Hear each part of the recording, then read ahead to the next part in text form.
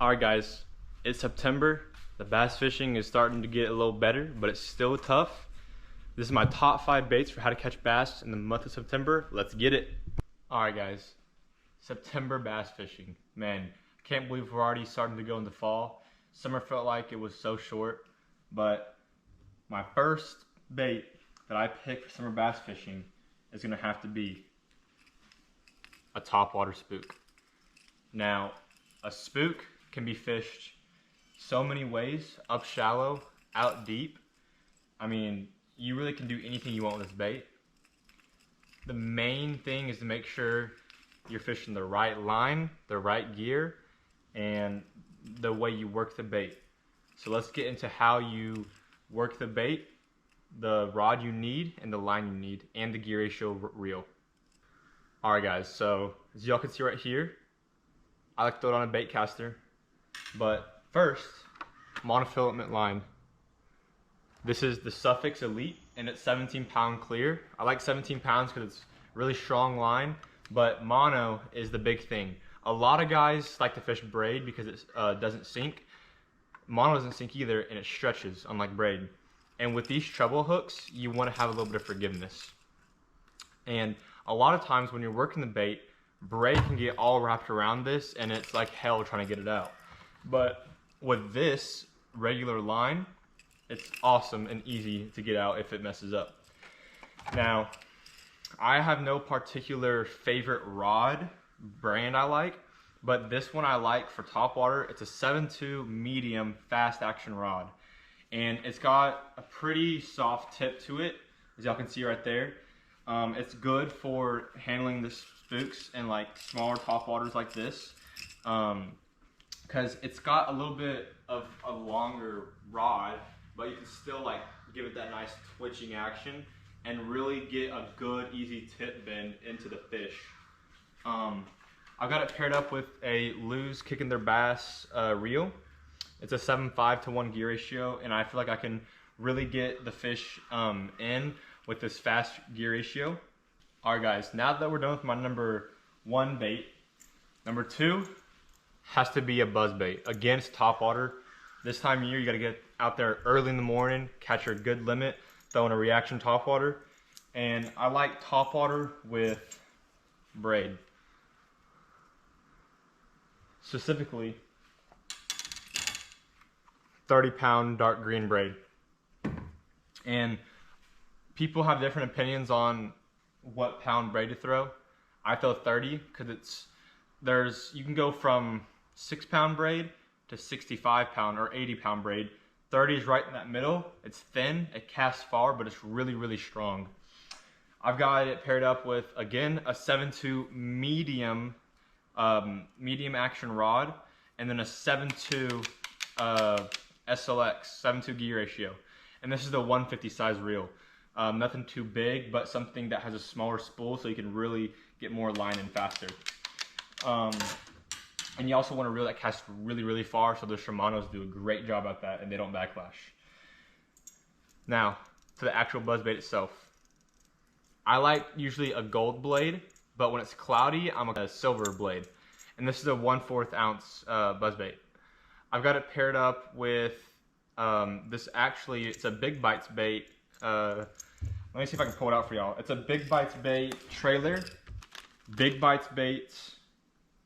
They're called the Sensation Ramtail and Scupper Purple. That's them right there. Let me give y'all a little closer look at these bad boys.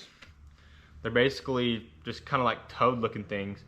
And make sure you open up the flaps whenever you put it on the trailer. But these things, you know, that little orange were on sale. I got it for like $3. And I've gone through so many packs of these things.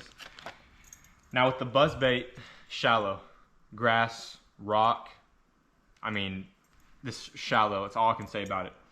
I like getting close to the bank and fishing parallel with the shallow bank. And sometimes you can put a trailer hook on, but I've never had any problems with hookup ratio on this. But a buzz bait is a great way to get reaction around grass, just shallow banks. And if there's schooling, I wouldn't recommend this, but I'd recommend a spook, which is why that's my number 1, and this is my number 2. But you can also cover a lot more water with this compared to this. So that's gonna be for my number 2 bait, is the buzz bait, and on to number 3. All right, guys, the number 3 bait for the month of September bass fishing is a Crush Shitty freeloader, ballhead jig, or Damiki rig. You can fish this thing with or without live scope, but it's more dominant with live scope. So basically, what you do is you see how this is a straight tail. You cast it out when you see like a big school of fish or even an individual fish. And you start the bait behind them and start working it above their head like this. Take your rod, you start like while you reel in real slow. Whenever you feel them bite or your line gets tight, all you have to do is set it like up, set up. A lot of guys will set to the side, which is fine, but I set up. I've got it paired up with a 7-foot medium fast. Now, this isn't your normal medium action rod. This one's actually got a little bit of a softer tip, which is good for the Damiki style fishing. 2500 reel is great, even a 3000. 13-pound braid with a 10-pound fluorocarbon leader. And that's really good for clear water and big bass because the diameter on 10 pounds is not too big, but I've broken off a bunch with smaller line.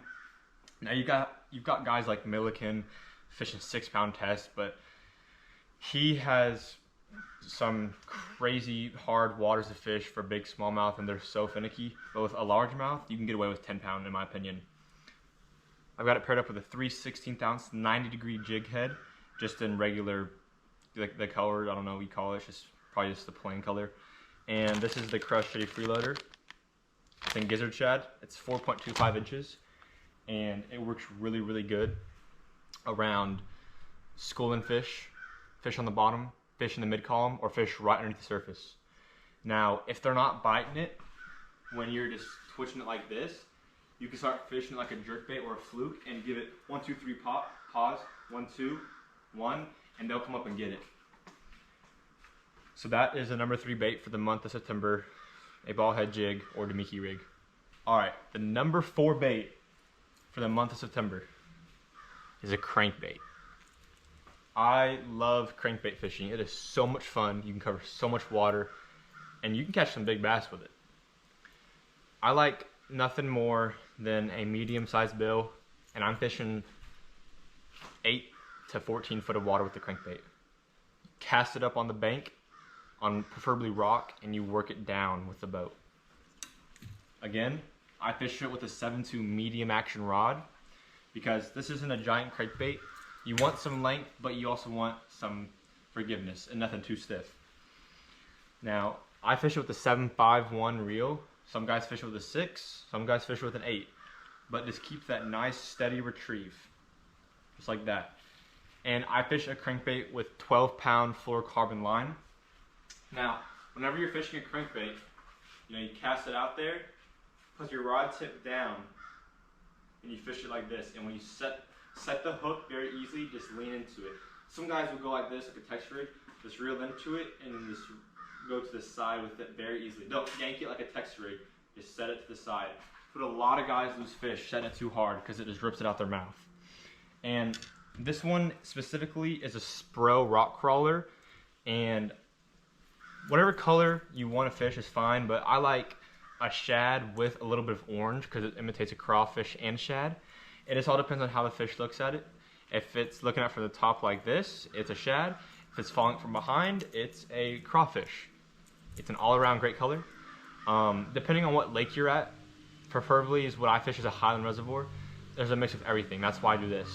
But if you're fishing a pond or something, I would throw one of the each. I wouldn't throw anything in between.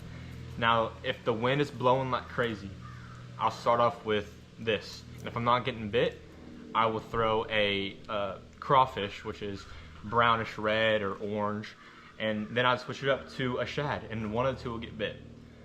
I never fish a crankbait unless there's wind, because in my opinion, you're honestly wasting your time. You will catch some fish, but not like it with the wind. There are other better baits when it's dead calm to fish in a crankbait, and that's going to be the next bait. But this right here, when the wind is mixing up all the bait fish or crawfish, everything's getting pushed around. And what you want to do is you want to fish the banks or the points that are getting the wind blown into them, because then it's getting pushed against that wall, and that's where the fish will be. So guys, that was my number 4 bait, a crankbait for the month of September. All right guys, last but not least, the number 5 bait for the month of September of my choice is a nose hook drop shot. Depending if you're fishing rock, grass, softer bottom, it all depends how deep you're fishing, but I'll get into that. To start, the weight. If you're fishing water that's 20 foot or deeper, okay, let's say this, 20 to 30 foot, 3/16 ounce. Anything more than 30, 1/4, even to 1/2. Now, if it's 15 foot or 20 foot or shallower, 1/8. But the all-around best is a 3/16 because it's that in between. Now, if it's rock, which is what I mainly fish, you want a circle weight, and this is a cylinder weight. This is better for mushy bottoms or grass, but I was fishing grass, so I had this. Now, when you're fishing a drop shot, finesse, finesse, finesse. That's why you want to fish it on a spinning rod. And for the spinning rod of choice, I also like a 7-foot medium action fast rod with 8-pound line or 6-pound line fluorocarbon leader.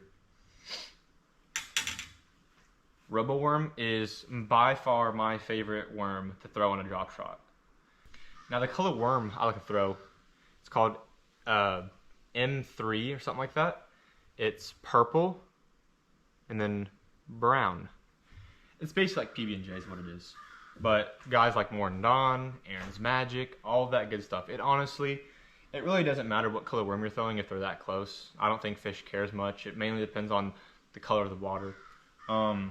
So the way you fish a drop shot, you cast it out there and you let it sit.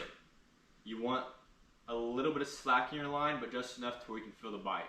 Always keep your rod tip up, and when you feel the bite with that drop shot hook with it exposed, they're gonna get hooked up. Don't set it as hard as you can. Just start reeling into them and raise up. And then you fight the fish, they wanna jump, rod tip down, back up. It's very simple, but very effective and dangerous. So yeah guys, little recap. First 2 baits, number 1, number 2, are reaction topwater baits, spook and a buzz bait. Next is any column bait, which is a Ballhead jig or Damiki rig. And then when the wind's blowing like crazy, a crankbait, which is awesome. And then if all else fails, you go slow on the bottom and you fish a drop shot. So that's gonna do it for today's video. Seriously, if y'all enjoyed this, I ask that you please give it a like, subscribe, if you haven't already, of course. And comment below, what is your favorite September bass fishing lure? There's so much stuff out there that people throw. I mean, you could throw anything really and get bit. But to be honest, it's one of the toughest months. So if you're not figuring them out, keep researching, keep fishing, and you'll eventually figure them out. You can catch the biggest bass of your life in this month with that transitional period because they're moving up shallow and deep. They're going everywhere. But again, if you enjoyed, like, subscribe, and I'll see you on the next one. Peace.